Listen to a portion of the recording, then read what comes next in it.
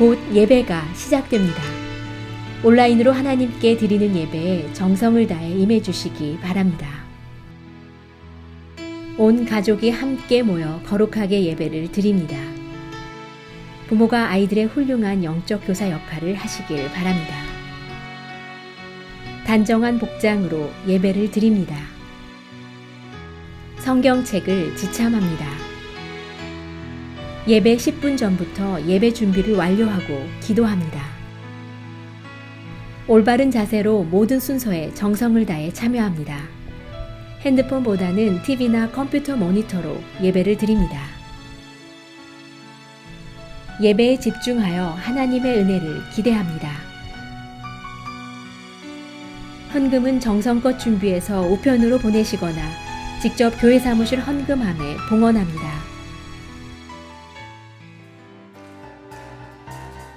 주의 친절한 발레한 기세 우리 마음이 평안하리니 항상 기쁘고 복이 되겠네 영원하신 발레한 기세 주의 발에 그 크신 발에 안기세 주의 발에 영원하신 발에 안기세 날이 갈수록 주의 사랑이 두루 광명하게 비치고 전성 가는 길 편히 가리니 영원하신 팔에 안기세 주의 팔에 주의 팔에 그 크신 팔에 안기세 주의 팔에 영원하신 팔에 주의 보좌로 나아갈 때에 주의 보좌로 나아갈 때에 기뻐 찬미 소리 외치고 겁과 두려움 없어지리니 영원하신 발에 안기세 주의 발에 그 크신 발에 안기세 주의 발에 영원하신 주의 발에 그 크신 발에 안기세 주의 발에 그 크신 발에 안기세 주의 발에 우리 한번 고백합시다 주의 발에 그 크신 발에 주의 발에 그 크신 발에 안기세 주의 발에 영원하신 발에 찬양하세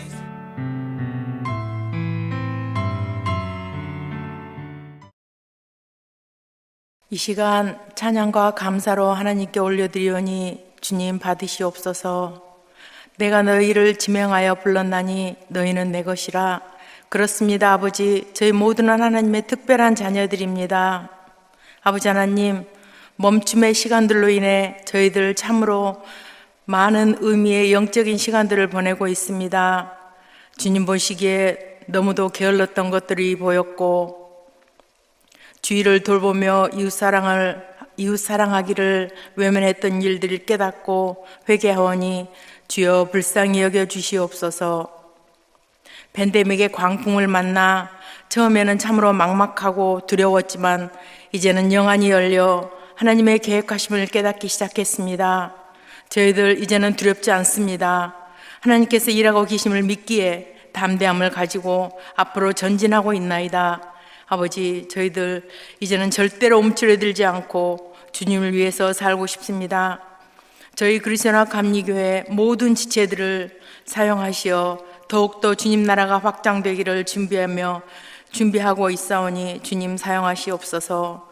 또한 전 교인 비대면 대신방을 진행하고 계시는 한우준 목사님, 지치지 않게 주님 늘 붙들어 주시며 신방 받는 교우 한 분 한 분이 목사님을 통하여 성령님의 음성을 듣고 이 힘든 시간들을 잘 버틸 수 있는 신방이 되게 해 주시기를 간절히 기도드리며 교회에서 행해지는 영성 훈련과 사역들에 저희 모두 열심을 내어 서로 협력하여 선을 이루어가는 저희 교회가 되기를 간절히 원하며 성도가 없는 텅 빈 성전에서 말씀을 들고 단위에 세우신 김창룡 전도사님 강한 팔로 붙들어 주시기를 기도드리며 저희 모두는 말씀 중에 하나님을 만나는 시간이 되어 오늘 하루도 기도의 골방에서 열심히 성령님과 동행하기를 바라올 때 이 모든 말씀 늘 인자하심과 사랑이 많으신 우리 주 예수님 이름 받들어 감사하며 기도 올리옵나이다.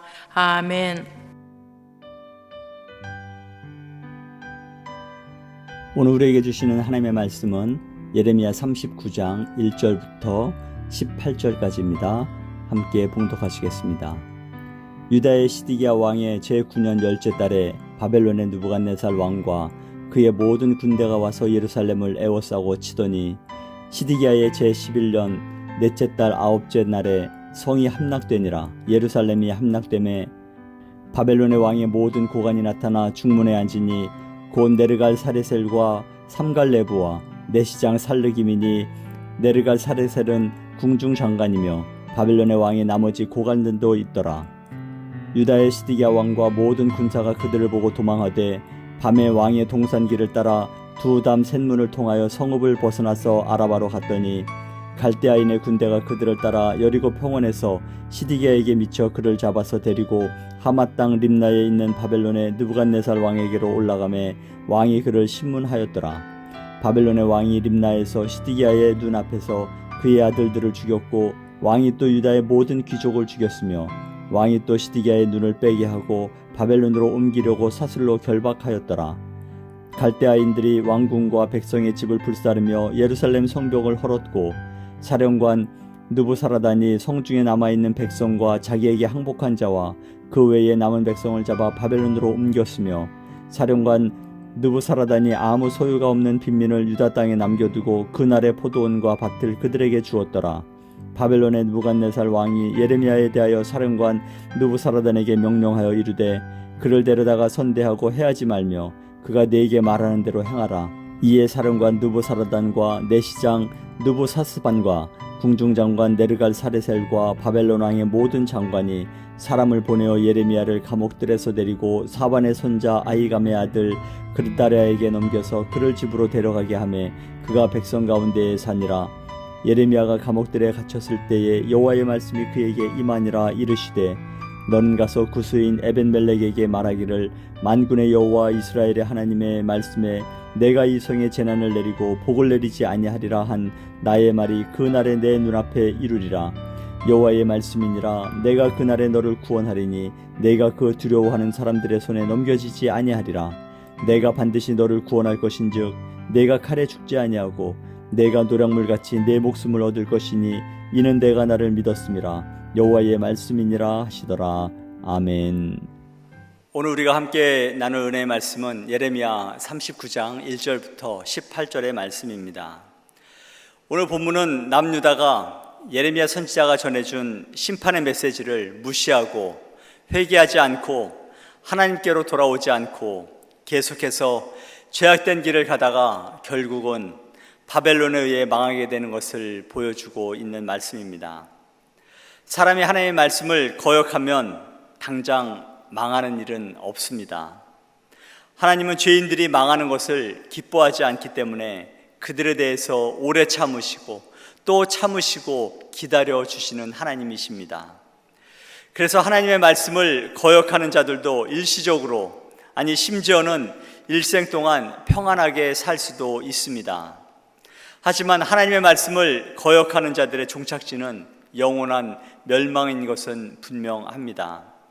따라서 우리 믿음의 사람들은 단지 하나님의 심판이 늦어져서 평안한 삶을 살면서 하나님의 말씀을 거역하며 살아가는 사람들을 따르지 말고 늘 하나님의 말씀에 겸손히 순종하며 살아가는 여러분과 제가 되기를 간절히 소망합니다.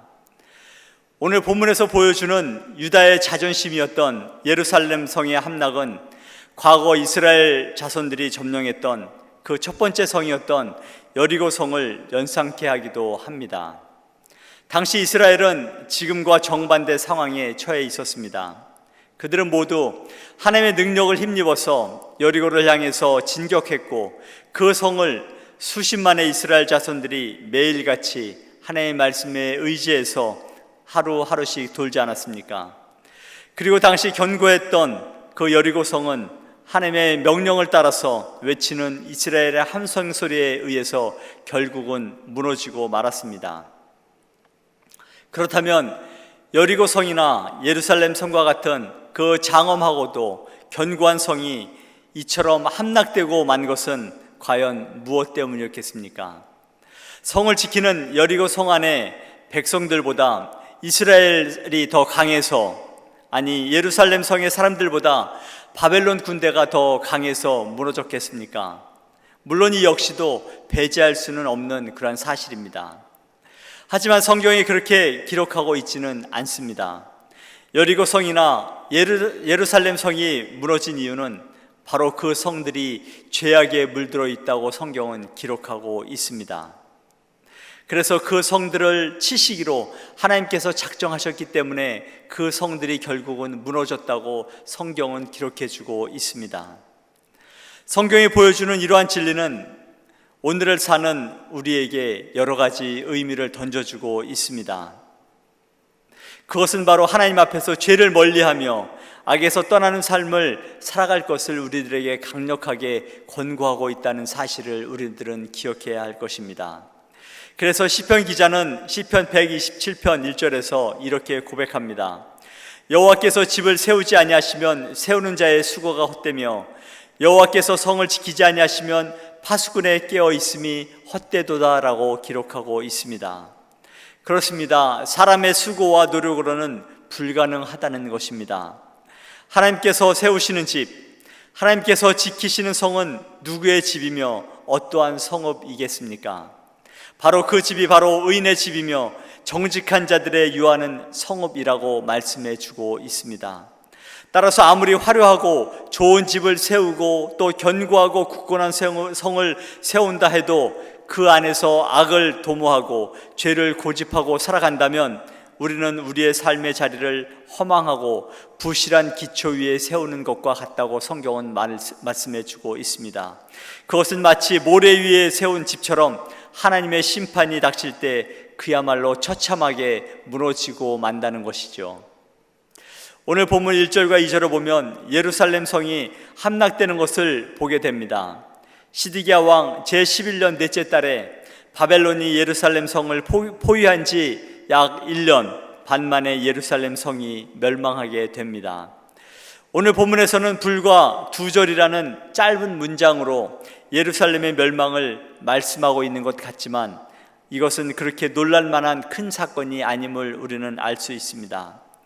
우리가 알고 있는 것처럼 하나님께서는 예레미야 선지자를 통해서 계속해서 귀가 따갑도록 유다에 내릴 심판과 패망을 경고하셨습니다. 우리가 지금 예레미야서를 묵상하고 있어서 그렇죠. 더 넓게 보면 더 많은 선지자들과 하나님의 사람들이 목숨을 걸고 유다의 멸망을 얘기하며 회개할 것을 촉구했던 것을 우리는 성경을 통해서 알 수 있습니다. 수많은 선지자들의 선포에도 불구하고 이스라엘은 요지부동이었습니다. 우리는 남유다의 마지막 왕인 시드기야의 모습을 보면서 하나님께서 주시는 메시지를 들어야 할 줄 믿습니다. 이미 시드기야가 왕위에 오를 때에는 하나님께서 선지자들을 통해 유다가 패망할 것이라고 이미 경고한 후였습니다.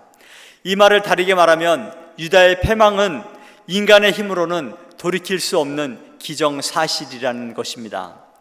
그러면서도 하나님께서는 유다에게 회개의 기회를 주신 것처럼 시드기야에게도 하나님의 자비와 은혜를 체험할 수 있는 기회를 분명히 주셨습니다. 하지만 인간은 죄의 늪에 빠지면 쉽게 빠져나오지 못하는 것처럼 시드기야가 바로 그런 죄의 늪에 빠져서 헤어나지 못하고 참혹한 결과를 맞이하게 됐다는 사실입니다. 사랑의 하나님께서는 모든 사람들에게 회개할 수 있는 기회, 구원의 기회를 반드시 주신다는 사실입니다. 소돔과 고모라 성이 그랬고요. 물로 심판을 심판하시기 전 하나님은 노아 방주를 만들면서 그때도 많은 사람들에게 기회를 주셨습니다.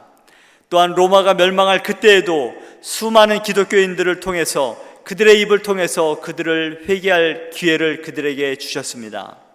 하지만 무수한 사람들이 이를 듣지 않고 외면했던 것이 사실이었던 것입니다. 하나님의 성전이 세워진 예루살렘은 절대 망하지 않을 수도 있었습니다. 그러나 그러한 호언장담하며 그들이 결코 망하지 않을 것이라고 기대했지만 죄악으로 치우친 그들의 삶이 결국은 유다의 사람들처럼 세상은 하나님의 말씀대로 사는 것에는 무관심하고 결국은 망하게 되었다는 것이죠. 하나님께서는 우리에게 주시는 회개의 기회는 우리의 생명을 살리고 복을 주실 뿐만이 아니라 우리로 하여금 풍성한 삶을 살라고 주신 하나님의 최고의 선물인 줄 믿습니다. 오늘 보면 7절을 보면 바벨론 왕을 피해 도망을 가다가 붙잡힌 시드기야 왕의 비참한 초유의 모습을 기록하고 있는 것을 보게 됩니다. 그의 아들들이 죽임을 당하는 것을 그의 두 눈으로 보게 되고 또 두 눈이 뽑히고 쇠사슬로 결박당해서 결국은 바벨론으로 압송을 당하게 되는 모습을 보게 됩니다.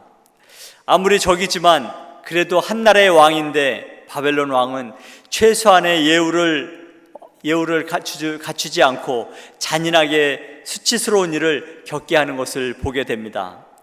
하나님께서는 이런 비극적이고 수치스러운 일을 당하게 될 것을 아셨기에 끊임없이 경고하셨고 끊임없이 돌아오기를 권고하셨던 것입니다.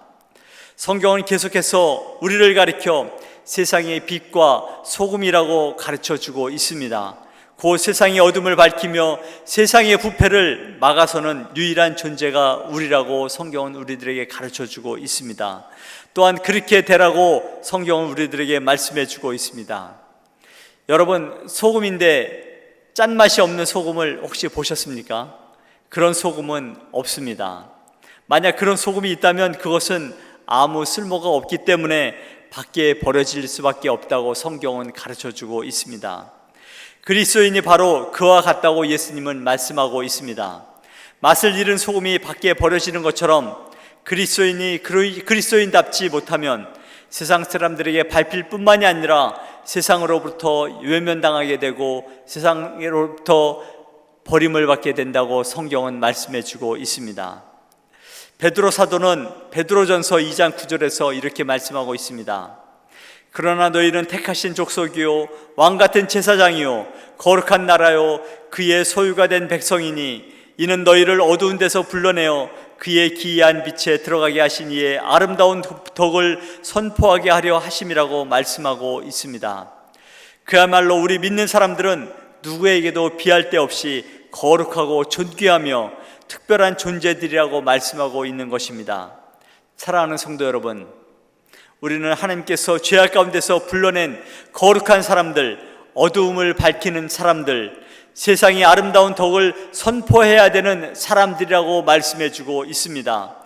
이런 사람으로 살기 위해서는 죄 가운데에 있을 때 그 죄의 값을 치르시기 위해서 하나밖에 없는 독생자 예수 그리스도를 이 땅에 보내주시고 그의 죽음으로 인해서 우리를 구원하시고 하나님의 자녀로 부르신 줄 믿습니다. 이러한 믿음의 정체성, 믿는 자의 자존심을 갖고 세상을 넉넉히 승리하며 살아가는 여러분과 제가 되기를 간절히 소망합니다. 그러한 삶을 살게 하기 위해서 하나님은 우리를 부르신 줄 믿습니다.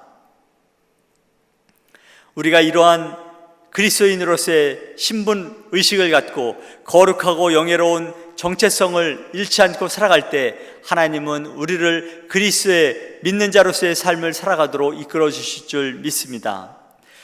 8절과 9절을 보면 갈대아인들이 왕궁과 백성의 집을 불사르며 예루살렘 성벽을 헐었고 사령관 느부사라단이 성중에 남아있는 백성과 자기에게 항복한 자와 그 외에 남은 백성을 잡아 바벨론으로 옮겼다고 기록하고 있습니다. 바벨론 군사들은 왕궁과 백성의 집을 불사르고 그곳 성벽을 헐어내는 장면을 묘사하고 있습니다. 이것은 한마디로 유다가 완전히 파멸에 이르게 되었음을 말해주고 있는 것입니다. 이것은 단순히 성의 함락과 파괴나 성벽의 회파를 통한 한 나라의 멸망을 넘어서서 또 다른 의미를 우리들에게 가르쳐주고 있습니다. 여러분, 유다가 누구입니까? 모든 열방 가운데서 제사장 나라로 삼으시고 하나님의 거룩함과 영화로움을 나타내시기 위해 하나님께서 택한 민족 아닙니까?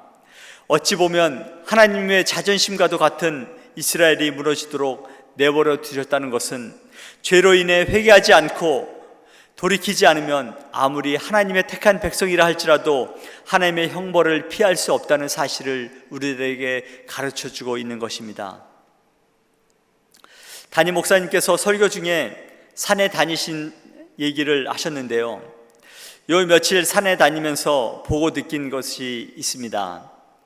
마키키 산 위로 올라가면 체리 구아바 나무가 얼마나 많은지 모릅니다.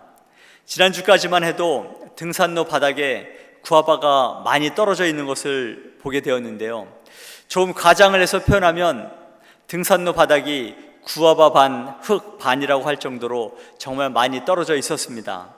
그 정도로 체리 구아바가 나무에 많이 달려 있었던 것을 보게 되었습니다. 그런데 이번 주에 가니까 벌써 구아바철이 다 지나갔는지 나무에 달려있는 구아바들이 쪼그라들기 시작하는 것을 보게 되었습니다. 쪼그라드는 것들 중에 살펴보면 잘 익어서 쪼그라드는 것들도 있지만 아직 제대로 익지 않았는데도 불구하고 철이 지나서 이제 어쩔 수 없이 쪼그라드는 것을 보게 되었습니다. 그러면서 이런 생각이 들었습니다. 마지막 때가 되면 잘 익은 거나 덜 익은 거나 다 말라서 떨어지게 된다는 것입니다. 이것을 우리의 삶에 적용해 보면 이렇습니다. 우리가 원하는 것을 다 이루든지 못 이루든지 관계없이 하나님의 때가 되면 가야 된다는 것입니다. 그것이 바로 인생입니다. 우리의 믿음의 깊이가 성숙되어서 갈 수도 있지만 우리가 아직 한 것도 아무것도 없는데 불구하고 하나님의 때가 되면 가야 된다는 사실입니다. 마지막 심판의 때가 되면 우리를 기다려주지 않는다는 것입니다. 심판의 때가 이르기 전에 하나님께 나아가야 될 줄 믿습니다. 하나님의 심판의 때는 우리들을 결코 기다려주지 않습니다. 오늘 본문 말씀에 유다 백성들이 그랬습니다. 하나님은 유다가 충분히 알 수 있도록 신호를 보내주셨습니다. 그리고 수없이 많은 경고와 돌이킬 수 있는 기회를 주셨지만 유다의 왕을 비롯한 모든 대신들 뿐만이 아니라 이스라엘 백성들까지도 하나님의 말씀에 귀를 막고 하나님이 주신 은혜의 기회를 버렸던 것이 사실입니다. 코로나가 우리에게 주는 여러 가지 교훈이 있겠지만 그 중에 하나는 인간은 정말 연약한 존재라는 것입니다. 정말 부족한 존재라는 것입니다. 아무리 과학이 발달하고 새로운 기술이 온다 할지라도 자연의 힘, 하나님 앞에서는 먼지와 같은 인생임에 불과하다는 것이죠. 그렇기 때문에 우리가 믿고 의지해야 할 분은 오직 살아계신 하나님 한 분밖에 없다는 사실을 정말 깨닫고 하나님만 의지하며 살아가야 한다는 것을 다시 한번 깨닫게 됩니다. 이제 말씀을 정리하려고 합니다. 그렇게 오랜 기간 회개의 기회, 순종의 기회가 주어졌음에도 불구하고 죄악을 고집하며 불순종하고 또 그렇게 살았던 유다가 드디어 파멸에 이르고 말게 됩니다. 우리는 어째서 그들이 그토록 비참한 최후를 맞이하게 됐는지도 우리는 잘 알고 있습니다. 그것은 그들이 본래 하나님이 원하시는 목적에서 전적으로 그릇된 삶, 죄악된 삶을 고집하며 살았기 때문인 것을 우리들은 알 수 있습니다. 이러한 유다의 역사는 오늘 우리의 삶의 자리에서도 얼마든지 재현될 수 있습니다. 사랑하는 성도 여러분, 하나님께서 이 세상에 우리를 보내시고 구원하신 것은 하나님의 일을 맡기시고 이를 통해 영광을 받으시기 위함인 줄 믿습니다. 그런데 만약 우리가 이러한 사명을 망각하고 과거 유다 백성들이 행했던 것처럼 그릇된 일을 저지르고 죄악된 길을 가게 된다면 우리의 결과가 어떻게 되겠습니까? 사도 바울은 로마서 11장 22절에서 이렇게 권고하고 있습니다. 그러므로 하나님의 인자하심과 준엄하심을 보라.